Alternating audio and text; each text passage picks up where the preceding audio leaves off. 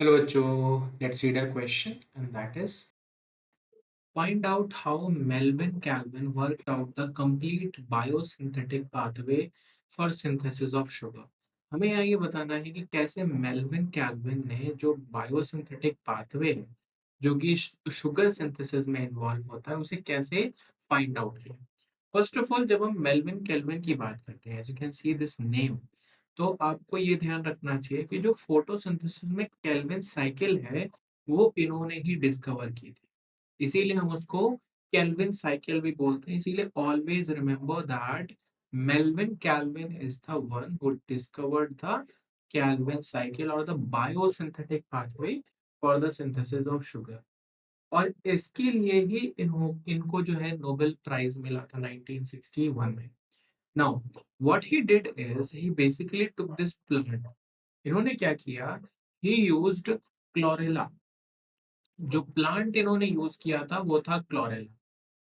Chlorella as an experimental material, यानी जो इनका एक्सपेरिमेंट का मटेरियल था या फिर उनका एक्सपेरिमेंटल प्लांट था वो क्या था, क्लोरेला था। इसके बाद इन्होंने क्या किया, इनकी डिस्कवरी इसी प्लांट से बेसिकली रिलेटेड थी। That what he did is he basically use the radio active carbon. इन्होंने क्या किया, to trace the path to trace the path of carbon, जो कार्बन डाइऑक्साइड प्लांट यूटिलाइज करते हैं उसी को ही इन्होंने क्या किया, रेडियो एक्टिव बना दिया ताकि उन्हें कार्बन का पाथवे पता चले। To trace the path of carbon by using, इन्होंने क्या किया, by using a radio active isotope of carbon. इन्होंने कार्बन का रेडियो एक्टिव आइसोटोप यूज किया क्योंकि उसे ट्रेस करना हमारे लिए आसान होता है। और जो वो radio active isotope of carbon है दैट इज बेसिकली C14। ये जो आइसोटोप था उन्होंने यूज किया। और इसके बाद अल्टीमेटली जो इन्होंने बेसिकली ट्रेस किया था, अगर हम उसकी बात करें तो what he find out is the first stable product और you can say first stable compound. इन्होंने कार्बन यूज किया, उसके बाद इन्होंने फाइंड आउट किया that first stable compound of photosynthesis और this biosynthetic pathway is of photosynthesis, that is 3 phosphoglyceric acid. जो पहला स्टेबल कंपाउंड था वो था 3 फॉस्फोग्लिसरिक एसिड। इसके बाद इन्होंने फर्दर उसको ट्रेस किया कि भाई ठीक है पहले तो हमें मिल गया, उसके बाद इन्होंने क्या किया कि basically studied further, then he understand that the other sugars are formed gradually. Gradually he understands that the other sugars are also formed.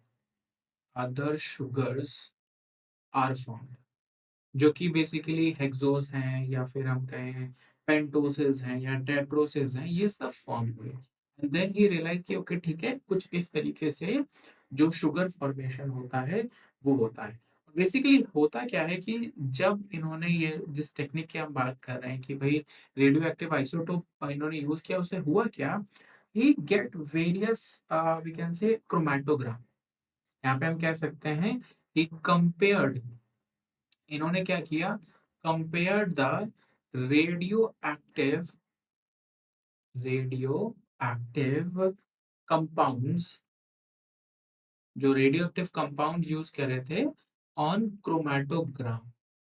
किसमें इन्होंने यूटिलाइज किया इसे, यानी क्रोमेटोग्राम में यूटिलाइज किया। और रिमेंबर ये जो रेडियो एक्टिव आइसोटोप होते हैं इनको देखने के लिए हम ऑटो रेडियोग्राफी यूज करते हैं। टेक्निक्स का नाम भी याद रखना बहुत इंपॉर्टेंट होता है।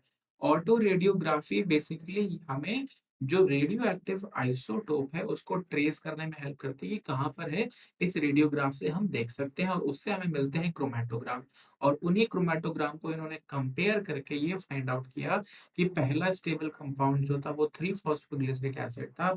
और ग्रेजुअली इसी के बाद ही दूसरे शुगर्स फॉर्म होते हैं दैट आर बेसिकली हेक्सोसेस और पेंटोसेस और टेट्रोसेस। And that's how he derived the CO2 fixation from this radioactive product। ये जो radioactive कार्बन है वो जाके इन शुगर में मिला, and then he understand, okay, that's how this complete biosynthetic pathway for synthesis of sugar occurs. I hope this will help you. Thank you.